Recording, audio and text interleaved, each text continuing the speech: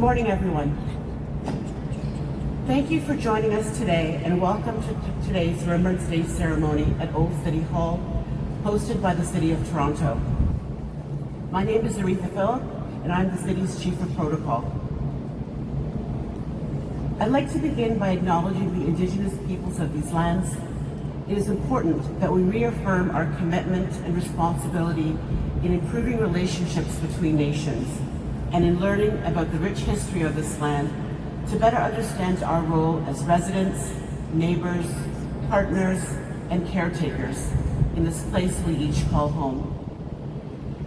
The City of Toronto acknowledges the land we are meeting on as the traditional territory of many nations, including the Mississaugas of the Credit, the Anishinaabe, the Chippewa, the Haudenosaunee, and the Wendat peoples, and is now home to many diverse First Nations, Inuit, and Métis peoples.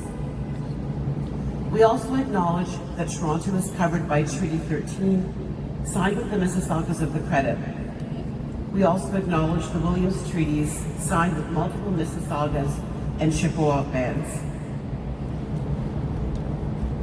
The City of Toronto acknowledges all treaty peoples, including those who came here as settlers, as migrants either in this generation or in generations past, and those of us who came here involuntarily, particularly those brought to these lands as a result of the transatlantic slave trade and slavery. We pay tribute to our ancestors of African origin and descent. In keeping with this tribute, during this Remembrance Week, the city commemorated the contribution of No. 2 Construction Battalion, Canada's only all-black battalion. Despite facing discrimination, these brave men took up the call to serve during the First World War more than 100 years ago, and we are joined today by their descendants. Our commemoration is a point of reflection on the past, providing context for the present challenges faced by Black communities and a hopeful future for all people of African descent. First Nations have fought alongside settlers since the War of 1812 and continue to serve in the Canadian Forces, defending our land and people. Joining us today is Kevin Myron from Toronto Council Fire, who carries their Eagle Staff. On the Eagle Staff, each feather represents an act of honor performed by the bearer in times of war, with a spear at the end. When treaties were made between First Nations and settlers, the ends of the staff were bent into a circle, symbolizing peace amongst us.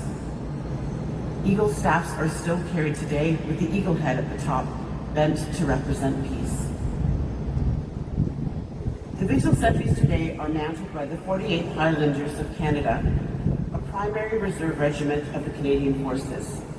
The sentries are wearing period uniforms, including the First and Second World Wars, and modern dress.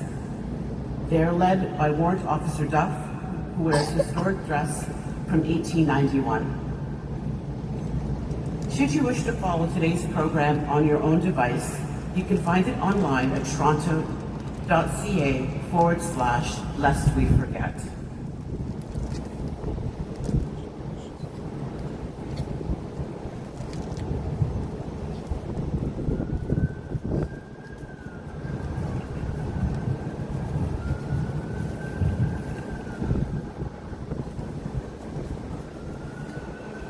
Please rise as you are able and join in the singing of our national anthem, which will be followed by the last post, the silence, the lament, and the rouse. Please remain standing until after the reading of the Act of Remembrance and the commitment to remember.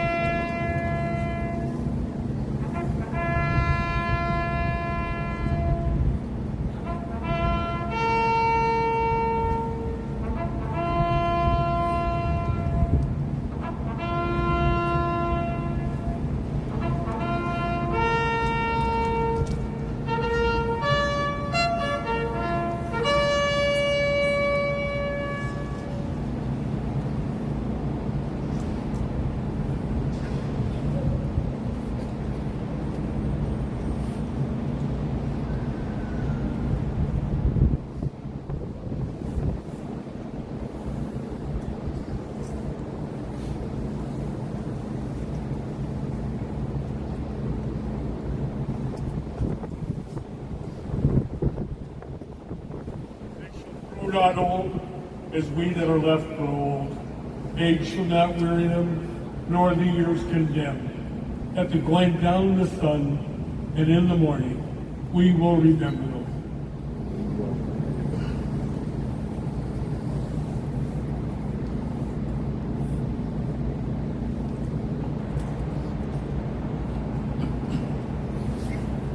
Promesse de se souvenir. Ils étaient jeunes comme nous. Ils ont servi, donnant généreusement d'eux-mêmes. Nous leur promettons, en dépit du temps qui passe, de porter le fardeau et de ne jamais oublier. Nous nous souviendrons d'eux. Nous nous souviendrons d'eux. Now in English, they were young as we are young. They served, given freely of themselves. To them we pledge, amid the winds of time, to carry their torch and never forget. We will remember them. We will remember them.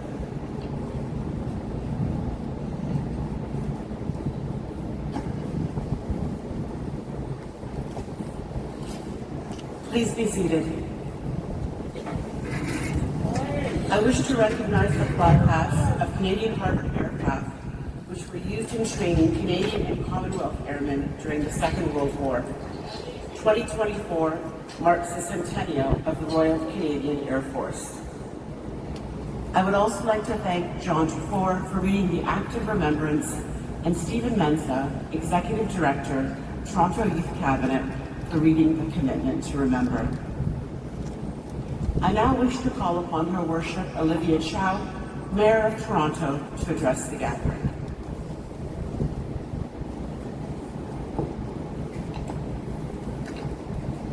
Good morning, honoured guests, Toronto Chair of School Board, Trustee Ethan Shan, Trustee Dee Williams. I'm humbled to join you on Remembrance Day as we gather in solemn unity at the 11th hour of the 11th day of the 11th month. Humbled to stand in this moment when we honor the courage and sacrifice of those who place service above self to defend peace and the freedoms we hold dear. For over a century, the people of Toronto have come together at Old City Hall to pay tribute to the brave men and women who served and those who gave their lives in service to Canada. Today, we honor not just their memory, but their families, loved ones, and communities that carry their legacy forward. They too answer the call of service wherever it may take them. Provide support, endure separation from loved ones, and bear the burden of injury and loss. Our city is filled with echoes of those who served across generations. Woven into Canada's history and Toronto landscapes, they are a testament to the bravery, duty, and dedication of our service members. At the many cenotaphs dedicated to those who served in World War II, this year we reflected on the 80th anniversary of D-Day, when Canadian forces joined our allies in courageously storming the beaches of Normandy. We recognize the centennial of the Royal Canadian Air Force, those who served and trained in our city over the past century, many of them on Toronto Island. We also honor the number 2 Construction Battalion, Canada's only all-black battalion formed during the First World War. Their story, now marked by a commemorative plaque just southwest of here on King Street, is a powerful reminder of the resilience and strength that diversity brings to our armed forces. Despite facing discrimination, these brave men took up the call to serve. This year also marked 10 years since the end of the Canadian mission in Afghanistan. We gathered at the monument at Fort York Armory in March to commemorate the honor the Canadians who gave their lives serving in that conflict. Close to 40,000 Canadian Armed Force personnel were deployed as part of the NATO-led International Security Assistance Forces, Canada's largest deployment since the Second World War. 158 soldiers, including 8 from Toronto, fell in the line of duty. Each of them made their final journey down the highway of heroes into Toronto.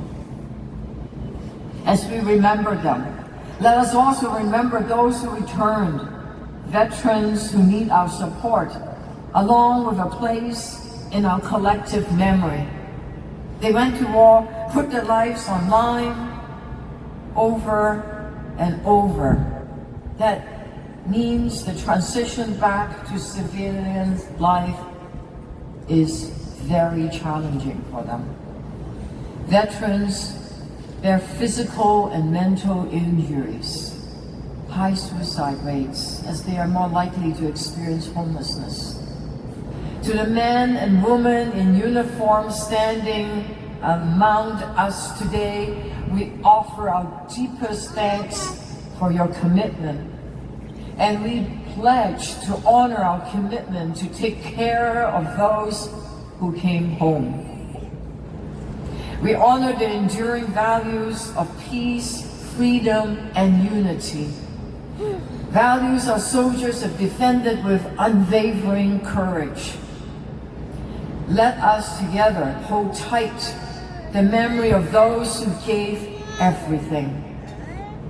And let us remain steadfast in our pursuit of a peaceful and just future for all, lest we forget.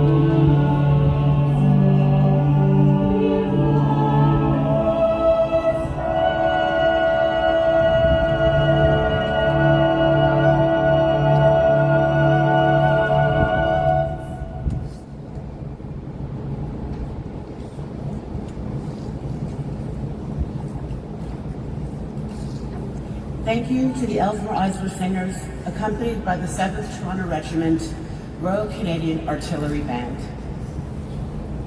This musical version of the famous poem In Flanders Fields, written by John McCrae in 1915, was arranged by Lydia Adams with music by the Central Band of the Canadian Armed Forces. Its depiction of poppies growing between the graves of the fallen soldiers led to the tradition of wearing red poppies in remembrance. We will now present the wreaths. The first wreath today will be led by Her Worship, Mayor Olivia Chow, on behalf of the City of Toronto.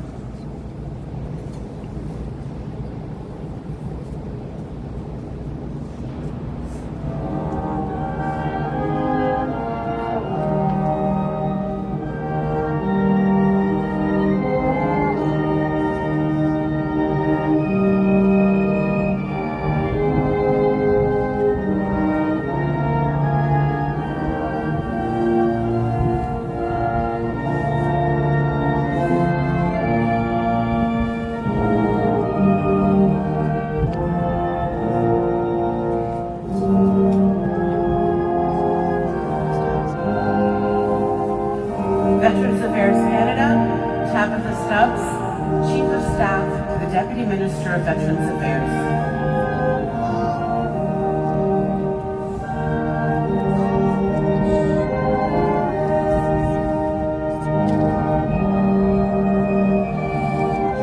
Royal Canadian Navy,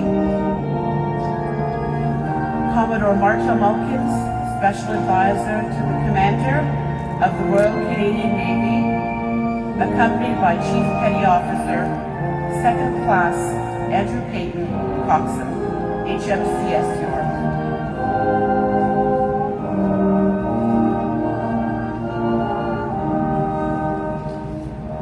(32nd Canadian Brigade Group, Canadian Army, Lieutenant Colonel Chris Canavan, Deputy Brigade Commander, accompanied by Chief Warrant Officer Chris Reeser.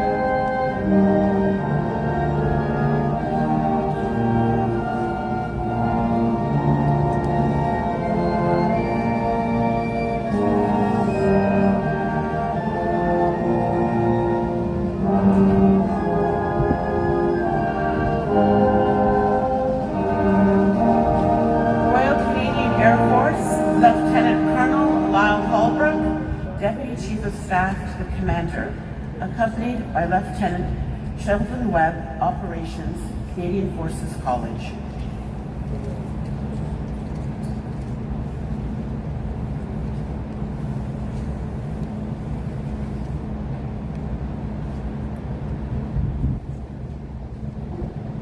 Royal Canadian Legion, John Dufour, District D Commander.